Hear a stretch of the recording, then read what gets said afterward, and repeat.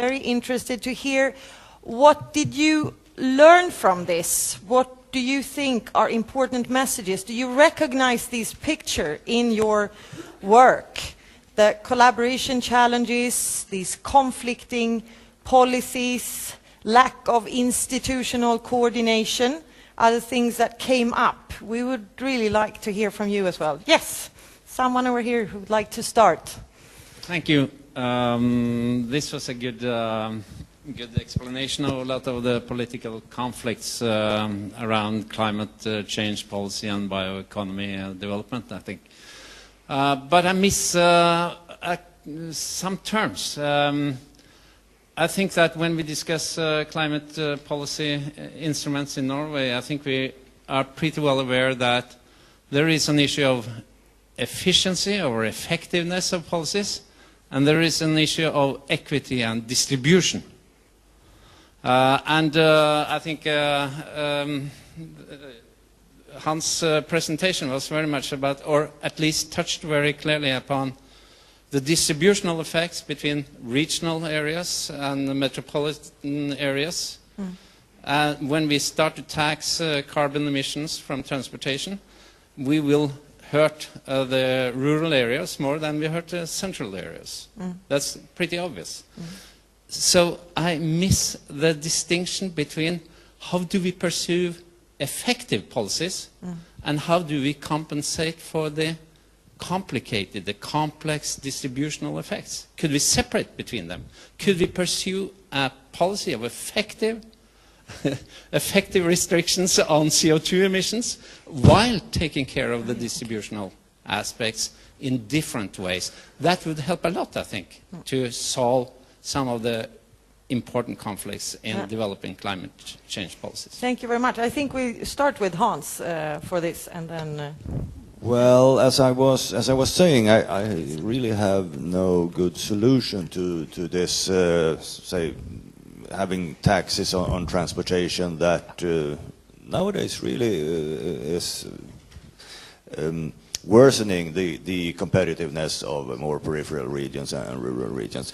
One way will of course be to compensate them in one way or another. Another way would then perhaps be to offer, say, fossil-free fuels, jet fuels and so on. But as Mika Antonen said, that is not a global solution at all. Maybe it's a solution for a small country like Norway or Sweden, but that is more of showing that there are alternatives. But in the long run, there must be other solutions, I think. But I have no. So how have you done it in Värmland, for example? You seem to work very hard to find the solutions. You are a region that is peripheral if you well, from Stockholm point of view, but you're also in the center of the wooden mecca of Sweden, so it depends how you look at it. Thank you. Well, when it comes to the issue of flight and aircraft, we are working on the case of biojet fuels, and perhaps not always going the way through crude oil. And there are several techniques now, I guess 8, 9 or 10 different technologies that are looked upon on the global scale. But so we don't know where we land there, so to say. But an obvious compensation you can do, the national government can do to peripheral regions in Sweden, is that to pay for the costs of having an airport. So that's a quite obvious thing to do. Another more specific issue for Värmland is that yes, we do have a strong environment for forest-based bioeconomy. We have both research and we have the industry and we have the traditions. We have national business relations. But even though we have research on the technical side, I think it might be stronger in Stockholm at KTH and in Gothenburg and Chalmers perhaps. But what we have, but that you don't have in Stockholm and in Gothenburg, that's the industrial environment with the industrialists, the persons, the people that live in this global business. So the outcomes from research in Stockholm, Gothenburg, and other places in the world can often find a good environment to be scaled up and industrialized in a region as Värmland with the industrial history. So it's a matter of communicating that research and work very closely within the whole research community again, I guess. Yes, and one role the researchers in Karlstad University can play, except for delivering results and cooperate with the industry, is also that all researchers have global networks. And we, in the platform for the academy, we will have a special program for taking care of those networks. And make use of them for our region. Karen, I just wanted to pose this question to you as well. Among these regions that you've researched in the Tri-Born project, is it any of them that really sticks out where they've tried to find a good solution or a good balance between these local interests, between the different actors, and also to use the bioeconomy, but also, well, use it sort of soundly, the bioresources, and this. Well, I think that what we have seen is really the North Karelia case, where they show very good examples now because of the regions, the cooperation with the university there, the involvement of the local authorities in many ways. They have much better numbers both for climate emissions, for employment, for economic growth when it comes to the what the forest brings into this.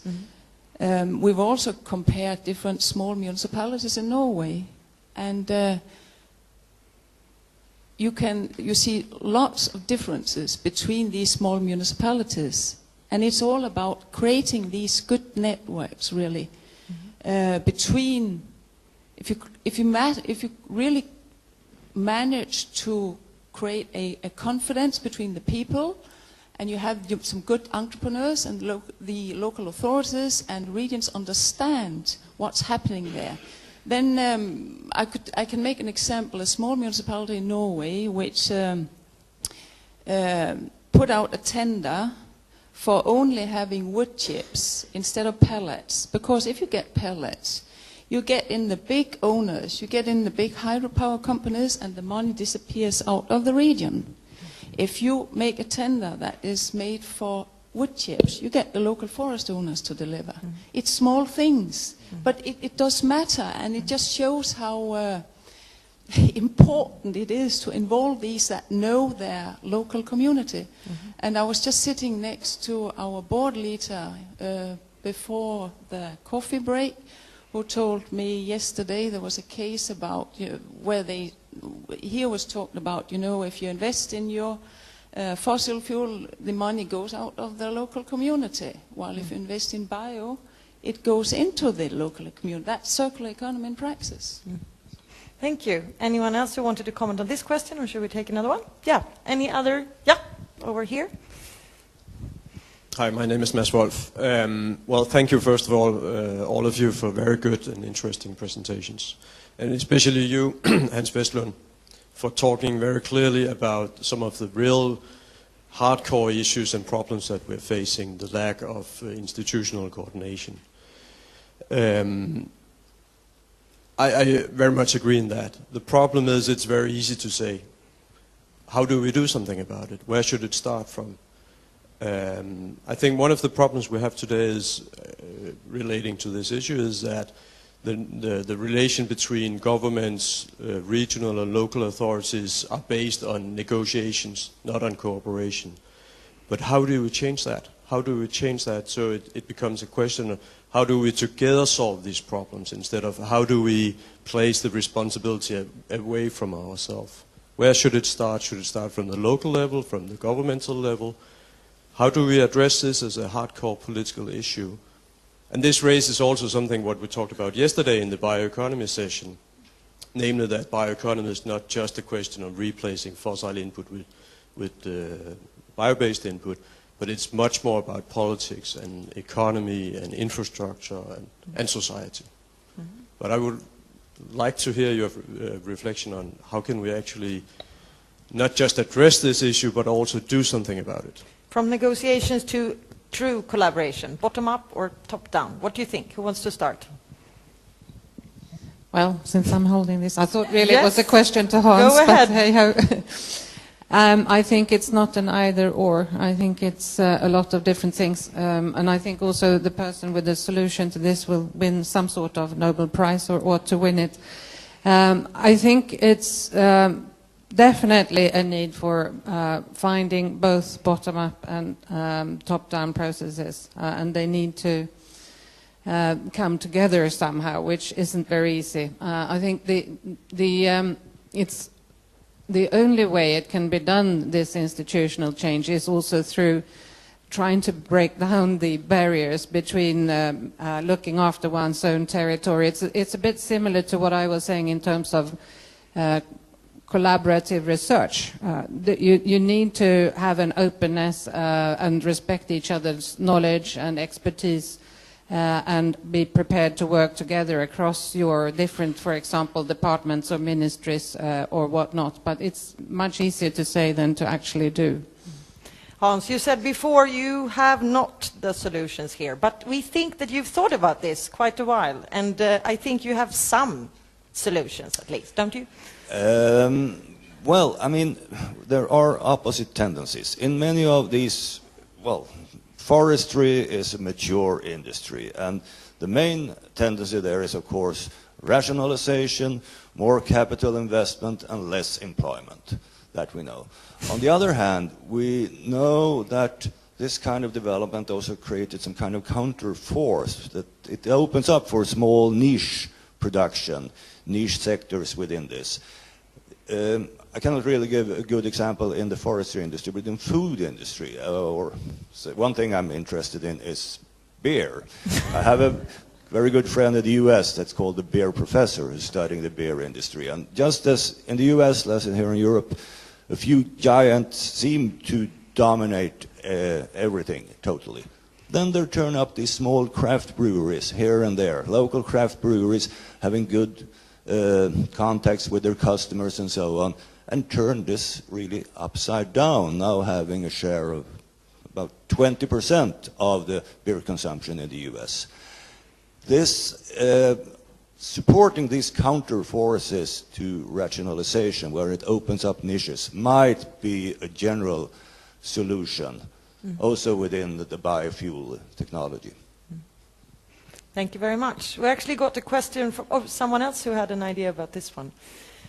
We have a question on Twitter as well, asking what kind of Nordic collaboration would you like to see to address the issue of, well, promoting bioeconomy at the local level, I guess, but also perhaps to overcome these conflicting interests. Who wants to discuss that? Yeah. Well, we need a lot of Nordic collaboration, I think, on very diverse levels. Conflicts of interest, they are for sure present, but I think, like I said, sort of, I'm also a political scientist, and I'm sorry, but looking at, for instance, EU-level policies and national policies, I'm not sure if we can ever sort of get them right. I think the best quote I've heard recently that we could make bioeconomy and circular economy happen if we would just have the prices right, just put the correct price on everyone, on everything. Not everyone, sorry. But that is not going to happen. So I think until then we will have to sort of try to mediate and do our best. But I mean, we will always have the constraints. But like said, for instance, the issue of forest bioeconomy in the Nordics is quite depictive how it's perceived in the EU level. And it's sort of interesting that I don't think we have really seen a good joint Nordic lobby on that issue yet. And sustainable forestry instead of just keeping the forest standard, yeah, exactly. And then maybe also, regions also have some tools, I think, that are not really utilized fully yet. They are small tools, but they can be important. For instance, European Regional Development Funds that are allocated to the regions, there's actually a clause that you can use 15% of that for collaborating cross-border. So you can actually allocate the funding to your partners who are not within your own borders. And I think small things like this could then in the end lead to greater... Please start by using the available funding. Anders, you have something to add here? Yes, we have taken an initiative to form a national network for regions on bioeconomy in Sweden. But we also very much would like to have colleagues in the Nordic countries doing the same thing.